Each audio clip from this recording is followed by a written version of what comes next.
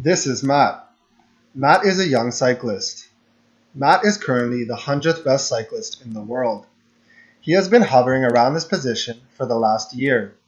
He wants to be the best cyclist in the world.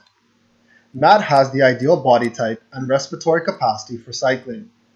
Matt performs all the physical training, including weight training and aerobic training.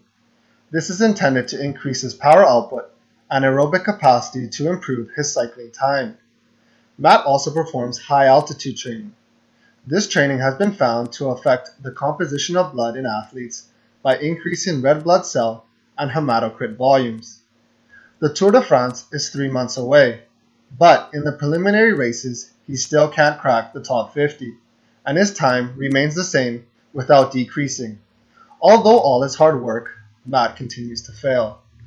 Matt has considered using performance-enhancing drugs but fears the consequences of being caught and the ethical nature of using these drugs. One day, as Matt is training at his cycling facility, a man comes up to him, recognizing Matt.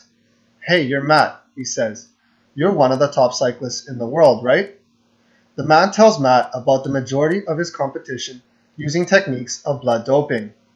The man tells Matt that blood doping will not be detected with the current tests in place for his events.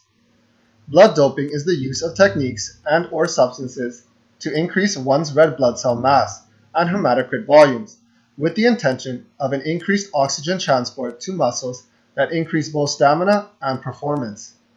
The man tells Matt about the technique of autologous transfusion, which consists of removing blood, which is then stored while the body regenerates the lost blood, and finally reinfusing the athlete's stored blood before competition. The intent of this is to ultimately increase oxygen uptake within the body. Matt feels like he has evolved into a new and improved athlete.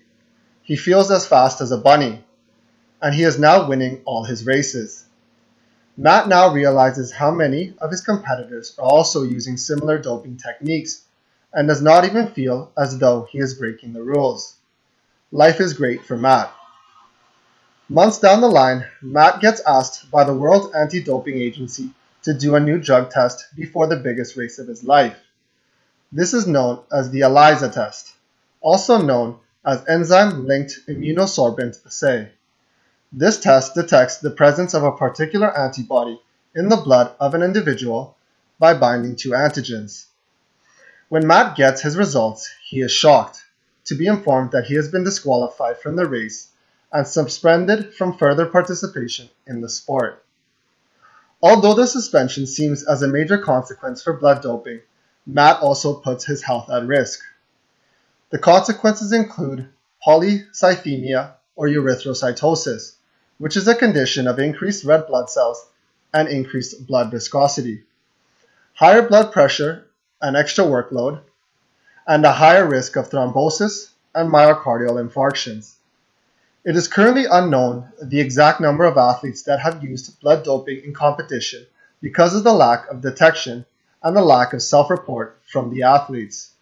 It is, however, been quoted to be the norm in many aerobic events.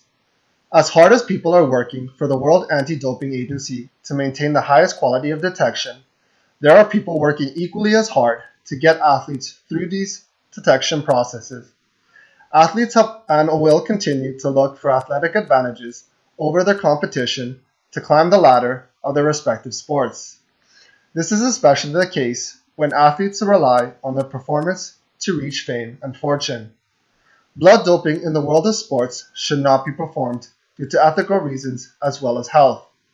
In order for this to become a reality, detection methods must improve and awareness of health consequences in these athletes must expand. Blood doping has ruined the integrity of many aerobic sports, and progress must be made to stop it.